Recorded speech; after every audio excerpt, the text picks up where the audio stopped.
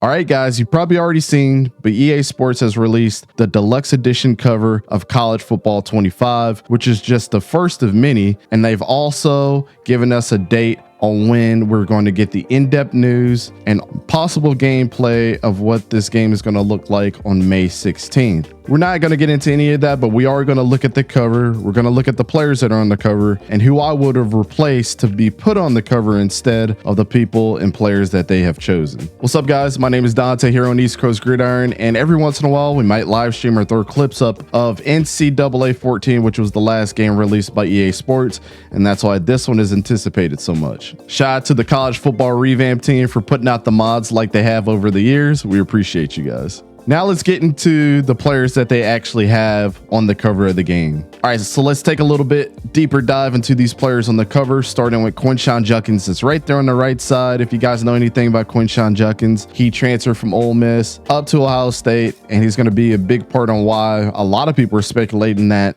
Ohio State may be the national championship favorites. To the left side, if you look up right there between him and Dylan Edwards, you have Carson Beck. That's the quarterback from Georgia. You know, had a superstar year last year, was a top 5 quarterback in a lot of different categories. So we're going to see what he can do. Right below him is Travis Hunter, two-way player, corner and wide receiver. Everybody knows Travis Hunter. If you don't know Travis Hunter from Colorado, you've been living under a rock. Right there in the middle, we have Donovan Edwards, going to be the premier running back, probably up there for Michigan. Not probably, he is going to be. It was a big reason why they won the national championship last year, and they have him coming back, and he's sitting there first and foremost, right there in the front. And I actually kind of like that. Now we go to the left of that, then we have Jalen Milroe, quarterback from Alabama. Everybody knows when he got benched and came back and went on a tear, they ended up beating Georgia and things like that. So we understand why he's on the cover. And then Quinn Ewers, been a superstar ever since high school, went from Ohio State, transferred down to Texas, totally had a career resurgence after not being what they thought he was going to be up at Ohio State after taking the back seat. And everybody knows his story. Being in the college football playoff with Texas, he was a big part of that. And a lot of people have him as their Heisman favorites right now. Now you kind of ask yourself, what would I have done for the 6 players that are on the cover? Who would I replace them with? Because I think that there's more players that make more sense to be here, and maybe some you haven't even thought about. But let's go through those and why I think that they're so deserving. Before we get started, let me know in the comments below who you would have put as your 6 players on this cover. Again, this is only one of many that EA said that they're going to put out, but since it's being a deluxe edition and they have so many on the cover, I'd like to know who you guys would pick as well. If you guys haven't heard this name, get ready to hear this name, and that's Jay Higgins from Iowa. The guy has been an absolute monster since he's been there. Not your jump off the tape kind of guy, but if you really watch football, you're going to understand what he brings to the table as far as athleticism. You can line him up anywhere in the front 7 if you really wanted to. I could see him being a 3 technique if he put on a lot more weight. So 6'2", 233 pounds, number 34 for Iowa,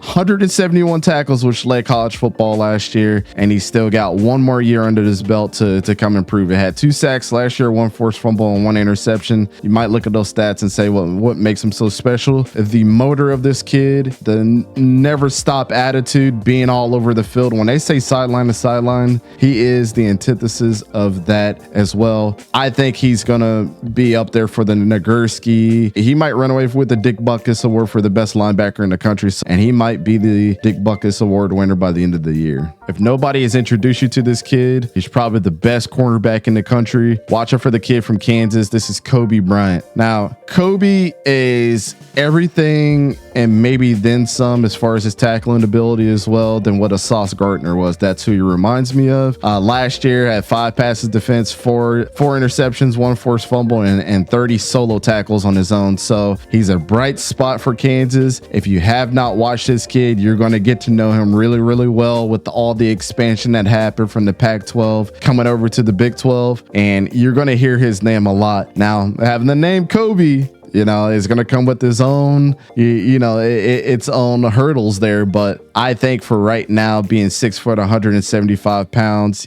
he is the right weight and height for a prototypical cornerback, especially at the next level. Let's see what he does this year. But if you have not watched his kid's tape, go watch it. He's an incredible athlete.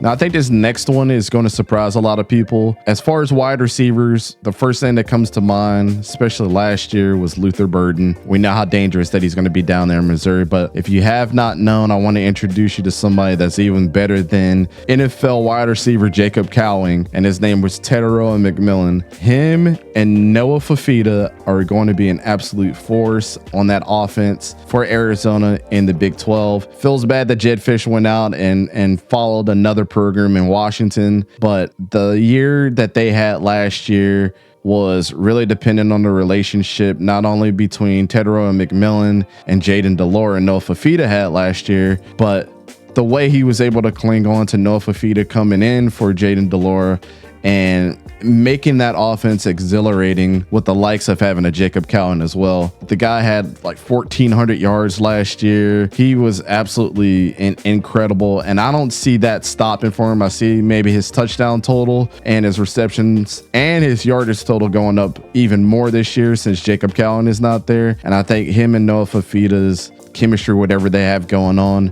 he might be, in my book, he's probably the Biletnikoff favorite next to a guy like Tej Johnson. I think that's going to be fun to watch for especially on the West Coast, you West Coast guys. I'll be up some late nights watching Arizona play football because of 𝗕𝘂𝘀𝘀𝗀𝗀, and I think he deserves to be on this list or on the cover of College Football 25, and you're going to be hearing his name a lot this season.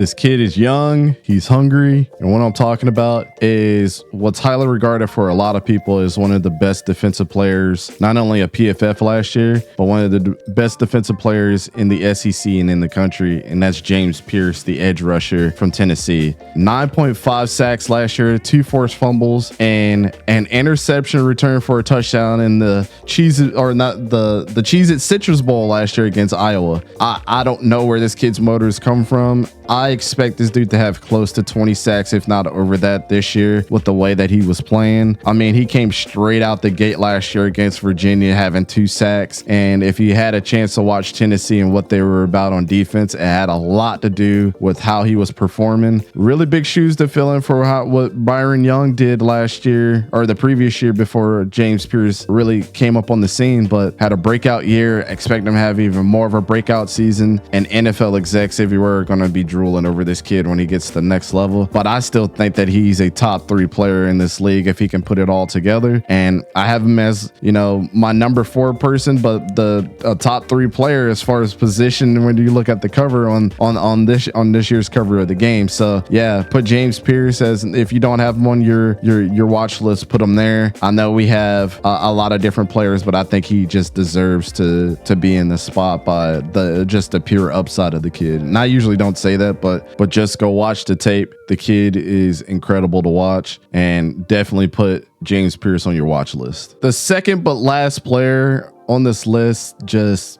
pisses me off that he wasn't even on the original cover. I don't know what EA was doing. If he's not on the individual covers that are going to come out, I think that's what they're doing. I hope he's there, but I think they're teasing the 6 players that are already going to be on those covers as well. But I hope he gets some love and some capacity. If he's not the number 1 rated running back in the game, if not a top 5 player in the game, he should be top 5 or not number 1, at least at running back. He should be in the number 1 spot. But that's Ollie Gordon from Oklahoma State.